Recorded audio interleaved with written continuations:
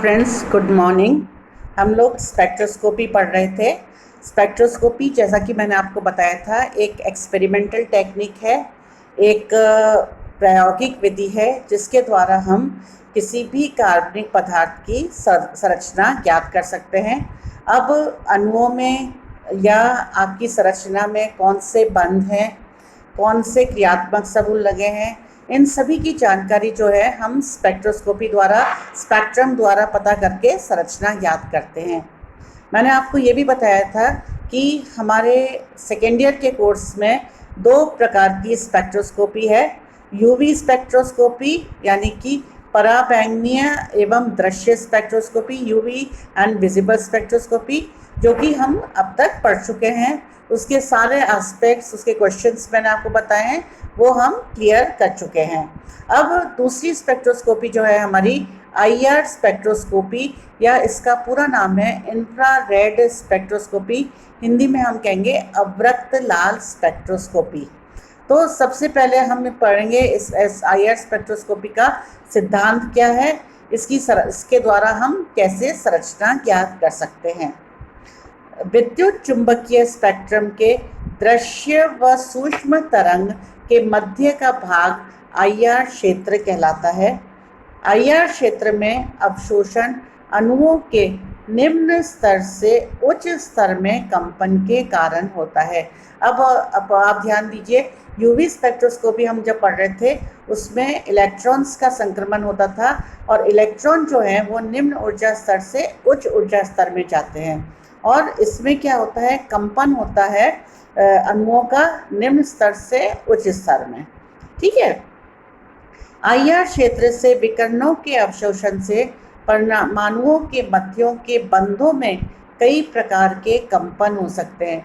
अब अणुओं के बीच जो बॉन्ड्स हैं वो कई प्रकार के वाइब्रेशन शो कर सकते हैं, इसलिए इसे वाइब्रेशनल स्पेक्ट्रोस्कोपी या कंपन स्पेक्ट्रोस्कोपी भी कहते हैं।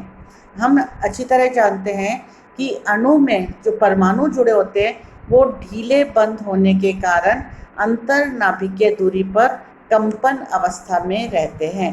कमरे के ताप पर अधिकतर सभी अणु निम्न कंपन स्तर पर रहते हैं। अगर हम अब कंपन स्तर निकालेंगे तो हम मान के चलेंगे कि निम्न जो स्तर है वो V = 0 है। ये हमें पढ़ने में आसानी रहेगी कि इससे उच्च स्तर जो है वो V1 हो गया, दूसरा ऊपर और उच्च स्तर हुआ तो वो V2 हो जाएगा। तो जो रूम टेम्परेचर है उस पर सभी अणु जो हैं वो लोअर वाइब्रेशनल स्टेट या निम्न कंपन स्तर पर रहते हैं, जिसे कि हम V0 कहेंगे।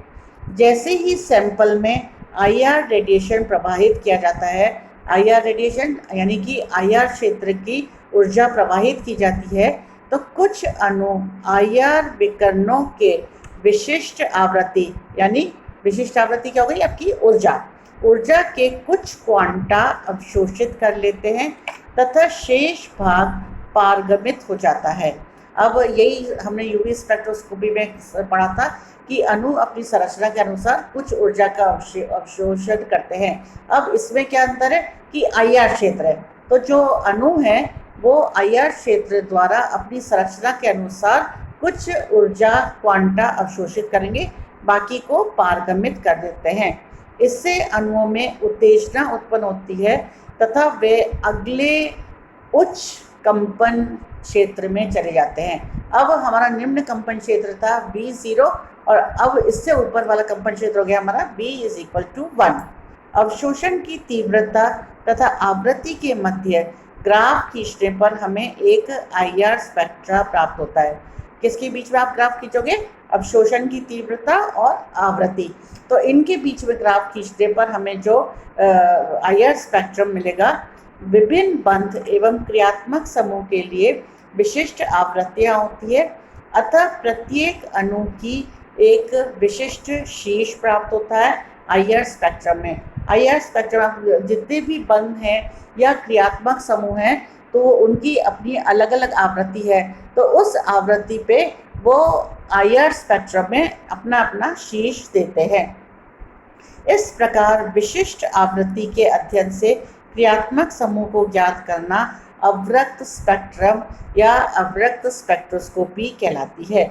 2 प्रतिबिंब रूपों के अतिरिक्त किन्हीं दो यौगिकों का IR स्पेक्ट्रा समान नहीं होता, अतः किसी अज्ञात अथवा अशुद्ध यौगिक के IR स्पेक्ट्रम के प्रत्येक शिखर की तुलना किसी शुद्ध यौगिक के स्पेक्ट्रम से कर हम प्राप्त कर सकते हैं।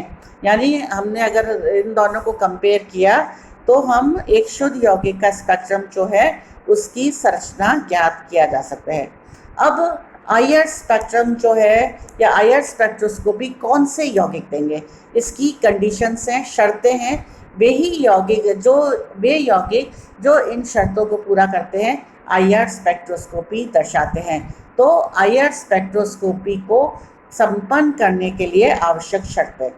IR स्पेक्ट्रोस्कोपी में अणुओं के सभी बंध IR ऊर्जा का अवशोषण नहीं करते। केवल वे यौगिक जिनमें द्विध्रुव आघूर्ण उपस्थित होता है, या हम इसको कहेंगे जिसमें डायपोल मोमेंट चेंज होता है, वही IR क्षेत्र से ऊर्जा का अवशोषण करते हैं। ऐसे कंपन संक्रमण में जिनमें अणुओं में द्विध्रुव आघूर्ण परिवर्तित होता है IR सक्रिय संक्रमण कहलाते हैं। उदाहरण के लिए carbon double bond oxygen, nitrogen और हाइड्रोजन का बंध, ऑक्सीजन और हाइड्रोजन का बंध आदि में डाइपोल मोमेंट या द्विध्रुव आघूर्ण परिवर्तित होता है, अतः ये IR क्षेत्र से ऊर्जा का अवशोषण करते हैं। इसी तरह अगर हम एल्कीन और एल्काइंस को देखें तो इनमें डाइपोल मोमेंट चेंज नहीं होता, द्विध्रुव आघूर्ण नहीं होता, अतः ये IR क्षेत्र से ऊर्जा का अवशोषण नहीं करते। अब किस प्रकार हम इसका सैंपल लेते हैं, किस प्रकार करते हैं, आप वो देखिए। यदि यौगिक लिक्विड या गैस है तो उसे प्योर लिया जाता है, शुद्ध ले सकते हैं, लेकिन सॉलिड है तो उसका तनुकरण करना आवश्यक है। अब ये दो विधि द्वारा कर सकते हैं। न्यूज़ल-मुल मेथड, न्यूज़ल पेट्रोलियम का प्रभाज्य फ्रैक्शन होता है। इस विधि में सैंपल पदार्थ और न्यूज़ल का पेस्ट बनाते हैं और सेल प्लेट पर लगाकर नमूने वाली नली में डालते हैं। इसमें रेफरेंस के लिए वायु का इस्तेमाल होता है। यह विधि ज़्यादा ठीक नहीं है क्योंकि न्यूज़ल हाइड्रोकार्बन होने के कारण कार्बन हाइड्रोजन के तनन व बंकन कंपन देता है, जिससे यौगिक की ठीक जानकारी प्राप्त नहीं हो पाती।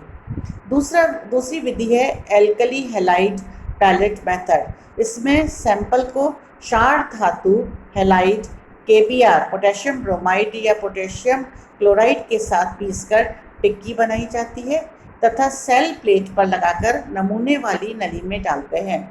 इस विधि से यौगिक का संपूर्ण स्पेक्ट्रम प्राप्त होता है। यौगिक यदि लिक्विड है तो उसकी फिल्म बनाकर स्पेक्ट्रम ज्ञात कर लिया जाता है। इसके लिए सोडियम क्लोराइड की प्लेट पर लिक्विड या विलयन डालते हैं और उसके ऊपर सोडियम क्लोराइड की दूसरी परत रखकर स्पेक्ट्रम ज्ञात किया जाता है। किसी पदार्थ का सॉल्यूशन बनाकर IR स्पेक्ट्रम प्राप्त करने के लिए हम निम्न बातों का ध्यान रखते हैं। सॉल्यूशन कंसंट्रेटेड होना चाहिए, विलयन जो है हमारा सांद्र होना चाहिए, कम पथ वाली सेल का उपयोग करना चाहिए, और तीसरा उपकरण में कोई कार्बन डाइऑक्साइड प्रकार का अवशोषक पदार्थ होना चाहिए। अब ये स्पेक्ट्रोस्कोपी का सिद्धांत था। शर्तें थी कि कौन से यौगिक जो हैं इन शर्तों के द्वारा IR स्पेक्ट्रोस्कोपी देते हैं। Now application of IR spectroscopy. IR spectroscopy के क्या क्या उपयोग हो सकते हैं। पहला, किसी अज्ञात या अशुद्ध नमूने यौगिक की तुलना शुद्ध यौगिक के IR स्पेक्ट्रम से करके शुद्धता की जांच करी जा सकती है।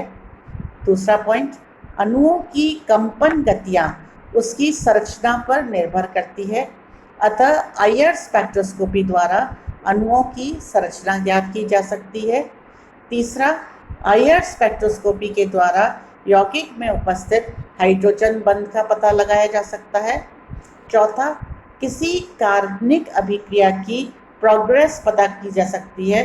फॉर एग्जाम्पल, अगर हम द्वितीयक एल्कोहल का कीटोन के द्वारा ऑक्सीकरण करें तो एल्कोहल समूह के डिसअपीरेंस की या गायब होने पर OH तनन जो है वो हमारा 2.8 μm आता है, और कार्बोनिल समूह बनने का appearance of carbonyl group, carbonyl समूह बनने का C डबल बॉन्ड और तनन जो है वो 5.8 μm आ सकता है।